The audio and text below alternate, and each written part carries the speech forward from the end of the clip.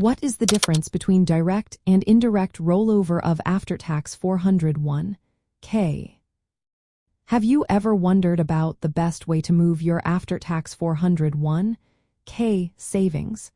Today, we will break down the differences between direct and indirect rollovers. Understanding these options can help you make informed decisions about your retirement planning. First, let's talk about what a rollover is.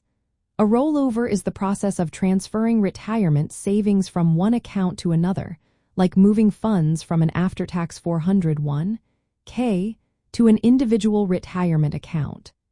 This transfer can happen without triggering immediate taxes or penalties, which is a big plus. Now, the direct rollover is the simpler of the two methods.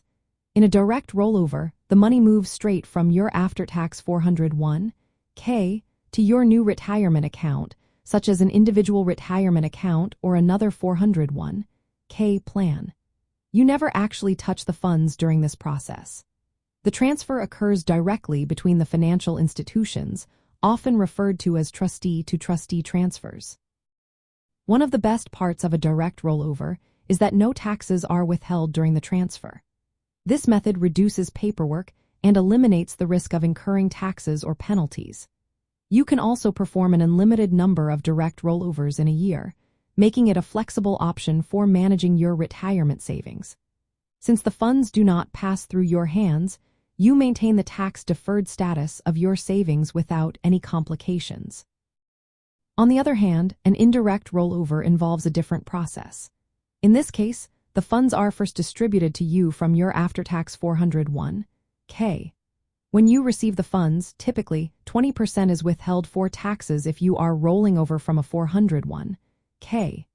You then have 60 days from the day you receive the funds to deposit the full amount, including the withheld 20%, into a new retirement account. If you do not replace the withheld amount within 60 days, that portion is treated as a taxable distribution. This could lead to early withdrawal penalties if you are under age 59 and a half.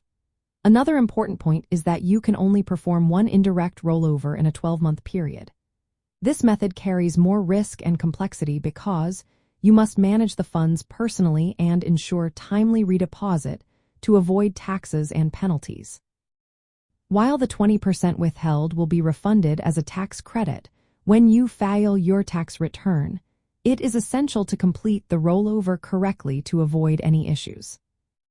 From a retirement planning perspective, direct rollovers are generally recommended for after-tax 401k contributions. They simplify the process and protect your savings from unintended tax consequences. Indirect rollovers might be tempting if you need temporary access to the funds during the 60-day window, but they come with increased risk and potential tax costs. In summary, the direct rollover moves your after-tax 401k funds straight into another retirement account without you handling the money, avoiding tax withholding and penalties. The indirect rollover gives you the funds first, requires you to replace withheld taxes within 60 days, and involves more tax reporting and risk. Understanding these differences can help you choose the best option for your retirement savings strategy.